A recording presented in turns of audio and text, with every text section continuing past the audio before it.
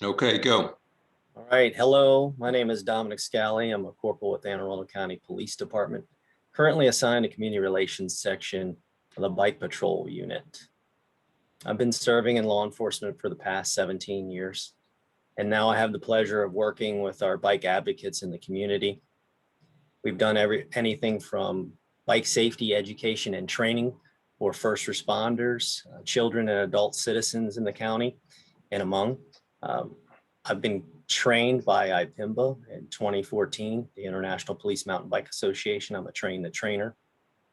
I'm part of the PBEAT team. That's the emphasis area teams from State Highway on the Ped bike section of that emphasis area team. I also serve in the Anne Arundel County Bike Commission as one of the government officials. And my partner with me is Jon Korin, our local bike advocate. And I'm going to give it over to Jon.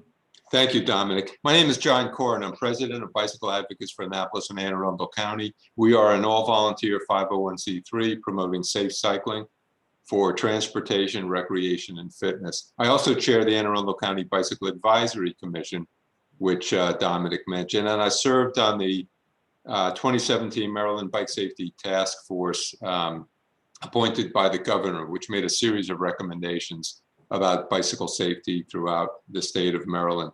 The theme of our presentation today is partnering for safety and community relations. While we know Lifesavers is mostly focused on safety for pedestrians and bicyclists, we think, especially now in 2021, that this partnership advances our relations with all communities, especially underserved communities. And we think you'll see that as we walk through.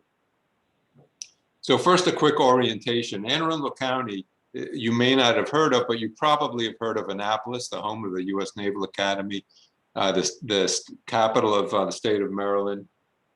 We are sort of in between Baltimore and Washington, D.C. We're a very diverse county in terms of demographics. We have a large Black population. We have our fastest growing population is our Hispanic community. We have urban areas, rural areas, suburban areas, very wealthy areas on the waterfront. And we have many citizens who live in poverty as well. And like most places in the United States, our bicycle infrastructure is very spotty. We have some wonderful trails and bike lanes, but they tend not to be connected to all of the places that people need to get to.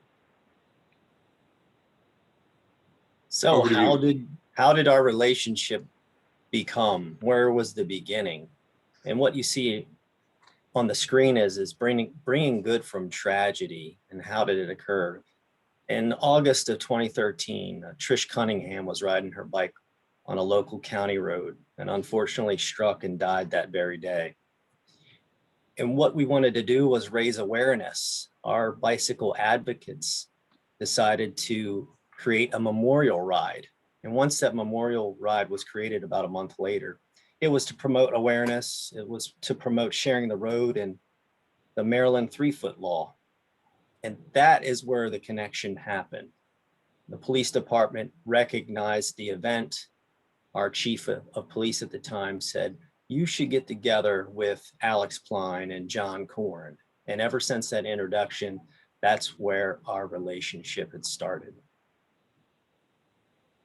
So what we want to talk to you again about is both safety and improving community relationships, and doing that through partners. So as we walk through the various ways that we work together as bike advocates and police, we're going to address what communities we're serving, how we're advancing safety, and what additional partnerships we bring to bear to achieve both of those goals.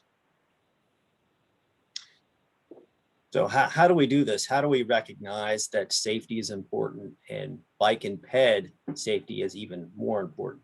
I think what COVID-19 has revealed to all of us is bikes and peds are out and about. People are tired of being in their homes. And what you see in this infographic is fatalities are rising for people outside the vehicle. Those bikes and those peds that are out there, unfortunately, we've seen an increase in those fatalities. So where do we solve this problem, or how do we fix this problem? Obviously, we have to look at the data, but we have to partner with MHSO to set goals, strategies, and track stats. And everybody is looking at the SHSP that has just recently been updated. And obviously that's been created to reduce those fatalities and serious injuries. And of course, we got the 4 E's, the cornerstone of the SHSP, right? We have engineering, we have EMS, education, enforcement, and that's where our police department is right now currently, as well as education. Now, the other problem we know we have to take head on is we know there's a movement across the country in response to a variety of incidents that happen. Here we show Black Lives Matter march that happened right in Main Street, Annapolis. We know there's tremendous concern nationally about policing, especially in our minority communities. And so, for this very reason, we believe these partnerships are more important than ever in 2021 in order to improve trust, in order to improve our connections with communities of color, with people living in poverty. And so, again, we're going to tell you how we take that on. So we talked about safety education. You'll see on the screen things like Rise for Autism, which is a nonprofit to help children with intellectual disabilities get out in the world and experience the things that normal mobility folks have. So you'll see the picture here with my partner Stanley Newborn on the bike. Here's the I Can Shine bike camp. This is a week-long program where students with intellectual disabilities that have never ridden a bike, very young of age, all the way up to 18 years of old, have never done it. So they spend one 75-minute session a day, and by the third day, kids that have never ridden a two-wheeler are up and riding usually by the third, fourth day. Then we've got in the center, we have the Central de Ayuda, or the Center of Help, where our Hispanic community was just taught how to ride bikes safely in their community. And then a bike donation was there, and we were able to donate those bikes to those children in need. We've got bike playgrounds, and just like you hear, a bike playground is a place where kids get to ride on a course. You can maneuver, you can look at signs, you can use hand signals. We're recently developing a program right now in Anne Arundel County where we can do that. And then of course, we've got a helmet program where we get grant funding from the state and other jurisdictions to give us the safety equipment we need when we do these safety education programs. I will tell you that having been there together with Dominic so many times, there is no better way for a child of color, a Hispanic child, to interact with police in uniforms than with bicycles and helmets, with the officers on bikes, the kids on bikes. There's no better way to have those initial interactions and establish that rapport. It just warms my heart every time I see these pictures. Let's talk about engineering and evaluation. I mentioned earlier that we lack safe bike infrastructure. The principal mission of our County Bike Commission is to build out a safe, interconnected network of bikeways, both on road and trails. And so we have our Office of Planning and Zoning, Transportation, Public Works, and so forth at the table. But we also have our Bike Patrol at the table. And so even when infrastructure is being designed, if we're looking at adding a safer crossing of a trail going over a roadway, our Bike Patrol will come out, walk the site with us when we're considering what are the priorities, what roads should be next for adding bike lanes. Our Bike Patrol is right at the table with us.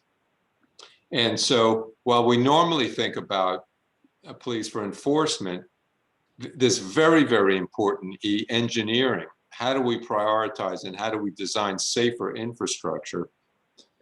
Our police are right with us as partners on that. So we have them, you see some of the partners' logos here. We have folks from the city of Annapolis, folks from our county, folks from our state highway administration, and we even Anne Arundel Medical Center. And together, we were able to achieve the League of American Bicyclists designation of bronze bike-friendly community. And in that picture on the left, you see my partner Dominic there together, and in the center, the mayor of Annapolis and our county executive receiving that award. So enforcement. So we do education and safety, but we do enforcement. We attend memorial rides. The picture to the left is an unfortunate crash that resulted in a fatality of a tandem couple in Calvert County. Calvert County recognized that we participate in bike safety and education, so we were afforded the opportunity to support the memorial ride down in Calvert. Center, you're going to see a typical picture from our IPIMBA training course that we host each year for our law enforcement partners. Those locally in Anne Arundel County, we've hosted Prince George's County, Howard County, and other capital jurisdictions for a 40-hour training course, teaching officers how to ride bikes and do police work. It's some of the best time and training that I am afforded to do each and every year. We've been doing it since I've been trained. It's one of the best things that we can do on our department, because we're showing officers not only is there a world eccentric to vehicles, but to biking. So it gives them a whole different perspective on how to do their work and how to see a cyclist's point of view when they are involved in these crash investigations. Oftentimes, John and other bike groups will reach out to us via social media or a phone call or text and say, hey, Dom, what happened? I heard about this crash and it's such and such a jurisdiction at such and such a time. And then oftentimes there's limited information. So we will go back and look into the crash, usually a bike first car, and give them more details. The ones that we can give, obviously, because it's an open investigation. Oftentimes, officers that take crash reports from bikes versus cars, we will give recommendations to charging for these crashes. And then we've got the C3 foot tool, which is over to the right. We were afforded a grant from SHA in 2017 and received this tool, which is an ultrasonic detection unit that sit on the edge of your handlebars, to be able to educate folks on the 3 foot law. 2010 it was launched, but we didn't have a tool that actually could monitor that distance. So we've been able to use that tool for training purposes at this time to educate folks about this 3 foot law. I can tell you from personal experience that I was involved in a crash. Unfortunately, one of our group was killed in the crash. Having our bike patrol participate in these things and allows the investigation to be looked through from cyclists' eyes, not just from drivers' eyes. So this relationship is so vital in enforcing, which deters crashes, but also when crashes happen and making sure investigations are done properly.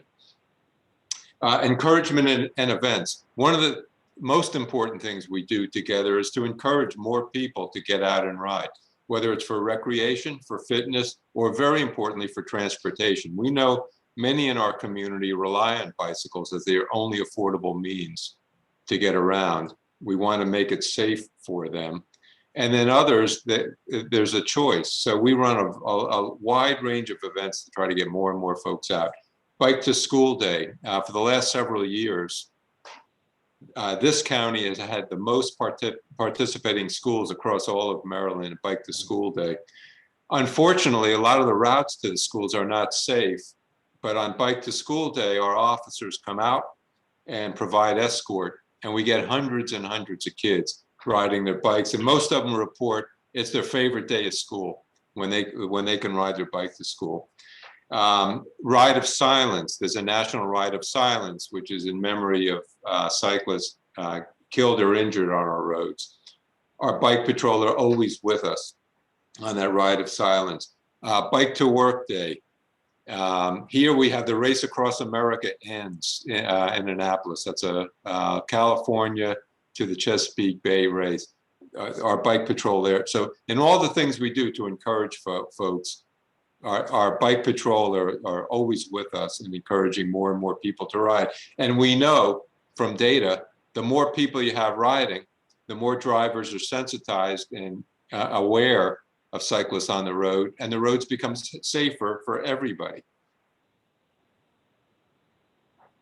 So here is a signature event that Rec and Parks, BikeAAA, and Anne Arundel County Police Department are so excited to have created. So 2013, BikeAAA was formed. They had ideas, Rec and Park had ideas, and Anne Arundel County Police had ideas.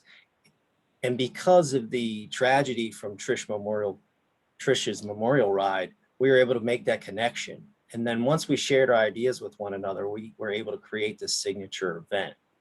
And actually, a signature event was important to that bronze status, John.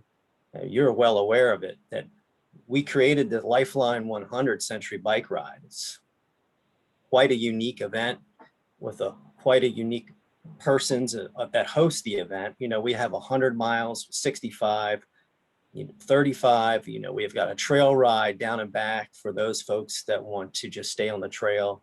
And you get to tour Anne Arundel County.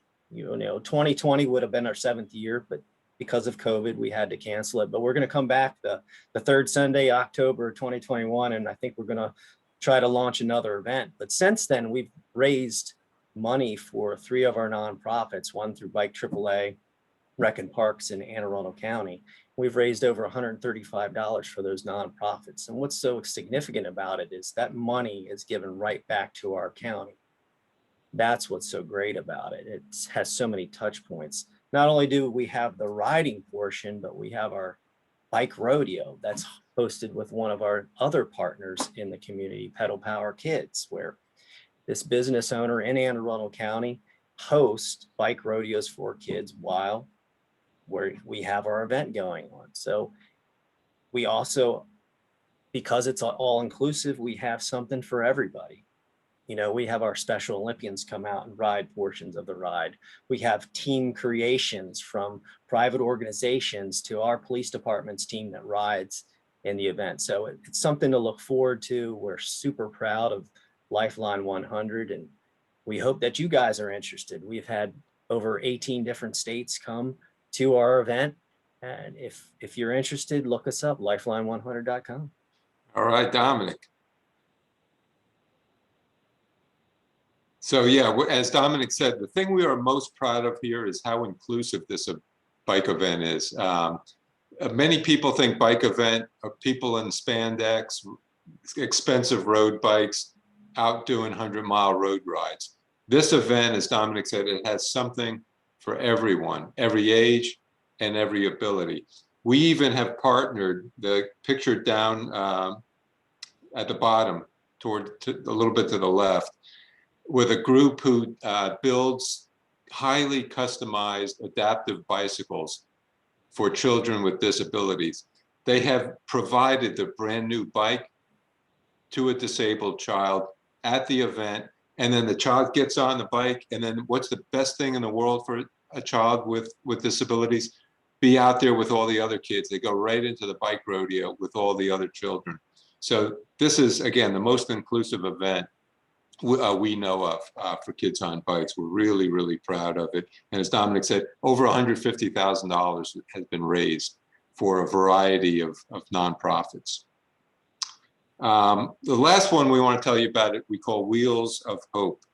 And this also is a program where a variety of partners came together.